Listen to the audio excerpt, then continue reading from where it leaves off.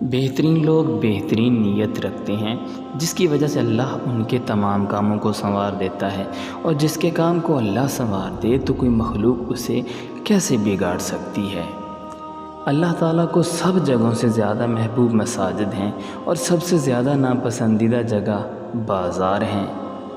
الجھنوں میں جکڑے ہیں، پریشانیوں میں پھنسے ہیں، کسی کے سامنے رونے سے بہتر ہے بندہ سجدے میں رب کے آگے روئے۔ کسی نے پوچھا ہمیں کیسے پتہ چلے گا کہ ہماری نماز جو ہے نا قبول ہوئی یا نہیں، تو فرمایا گیا کہ اگر اگلی نماز کی توفیق مل جائے تو سمجھ جانا کہ تمہاری پچھلی نماز قبول ہو گئی ہے۔ کسی کو صفائی مت دو اپنی سچائی کی، تم سچے ہو تو اللہ جانتا ہے، بس یہی تمہارے لیے کافی ہے۔ اپنے بہترین وقت کو نماز میں وقف کرو، کیونکہ تمہارے سب کام تمہاری نماز کے بعد قبول کیے جائیں گے۔ امید کا دامن کبھی مت چھوڑیں، کمزور تمہارے حالات ہو سکتے ہیں، اللہ تعالیٰ کی ذات نہیں۔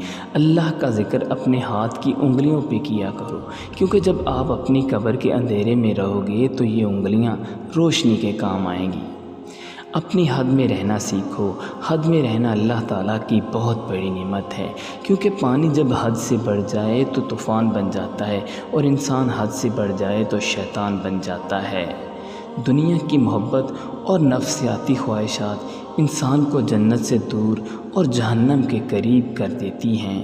اللہ پر ہمیشہ بھروسہ رکھو، کیونکہ اللہ وہ نہیں دیتا جو تمہیں اچھا لگتا ہے، بلکہ وہ دیتا ہے جو آپ کے لیے اچھا ہوتا ہے۔ رشتوں میں کمزوری تب ہوتی ہے جب انسان غلط فہمی میں پیدا ہونے والے سوالوں کے جواب بھی خود ہی بنا لیتا ہے۔ دیکھو یار، یہ زندگی بہت ہی چھوٹی ہے، کوئی پتہ نہیں کہ ہم نے کب چھوڑ جانا ہے، لہٰذا اپنے پیاروں میں خوشیاں بانٹیں اور مسکراہٹ کے ساتھ زندگی گزاریں۔